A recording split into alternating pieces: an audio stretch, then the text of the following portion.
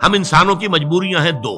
ایک تو یہ کہ ہم اعمال کے ظاہر پر حکم لگاتے ہیں، ہمیں باطنی تو نظر نہیں آتا، ہم کسی کا دل نہیں دیکھ سکتے، ہمیں نہیں معلوم اس کی نیت کیا ہے، اور کسی کی نیت پر بلا سبب شک کرنا، شبہ کرنا، اس کی ہمیں اجازت نہیں.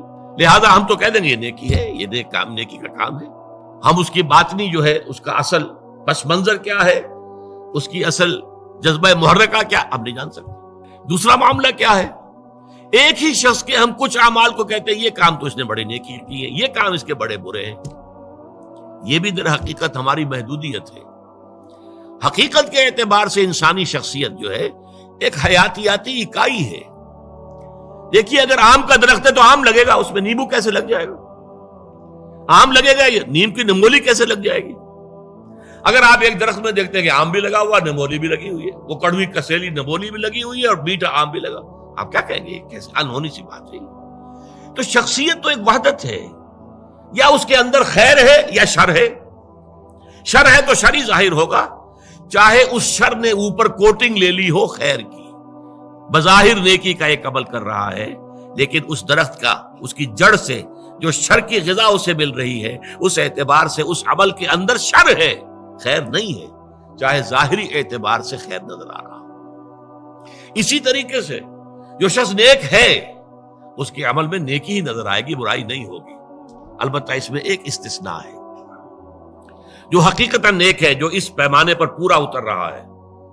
وَلَكِنَّ الْبِرَّ مَنْ آمَنَ بِاللَّهِ وَالْيَوْمِ الْآخِرِ وَالْمَلَائِكَةِ وَالْكِتَابِ وَالنَّبِيِّينَ إِلَى آخِرِ الْآيَةِ. جو شخص اس پر پورا اتر رہا ہے اس سے بھی کبھی وقتی حالات کے تحت، وقتی اثرات کے تحت کوئی غلط کام سرزد ہو سکتا ہے. یہ نہ سمجھیے کہ اس سے کبھی بھی کوئی برائی جو ہے اس کا ظہور نہیں ہو سکتا، نہیں ہو سکتا ہے، لیکن فوراً توبہ کرے گا.